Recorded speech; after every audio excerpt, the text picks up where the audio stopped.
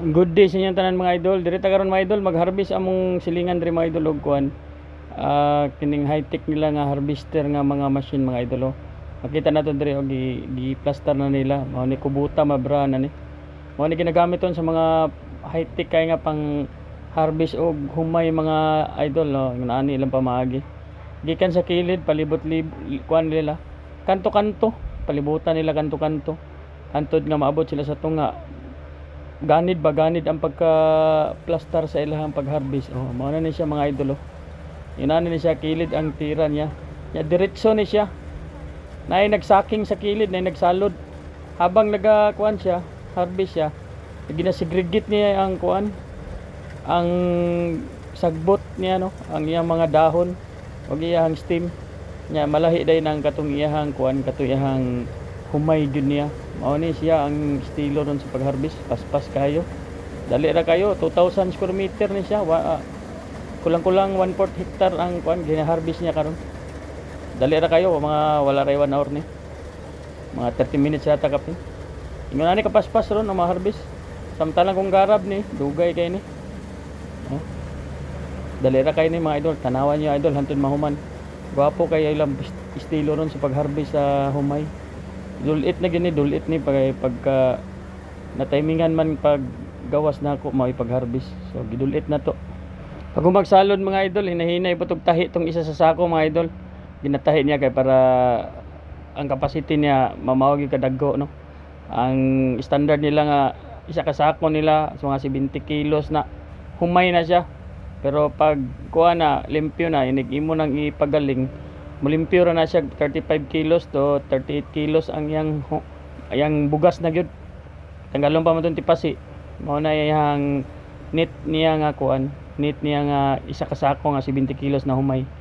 35 to 38 kilos lang ang yang limpyo nga bugas ana mga idol. Ang bahinan po diyan ni mga idol, co-op din ni mga idol. Ang nagtanom diyan ni, ang nagprepare ani sa patanom ani kani po din sila co-op din ni sila.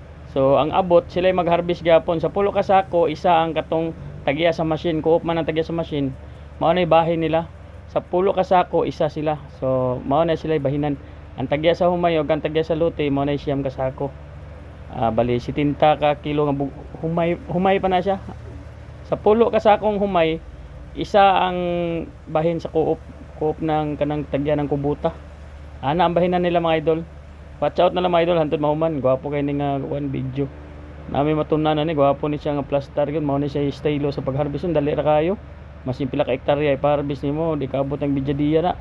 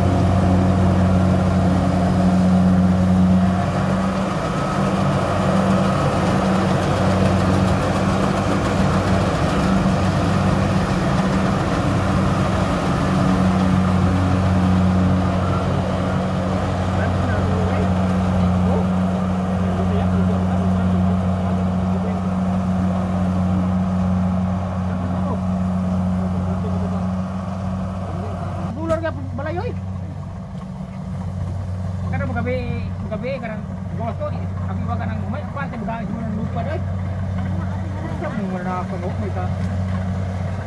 Pag ka, ako na mga ka. Yan.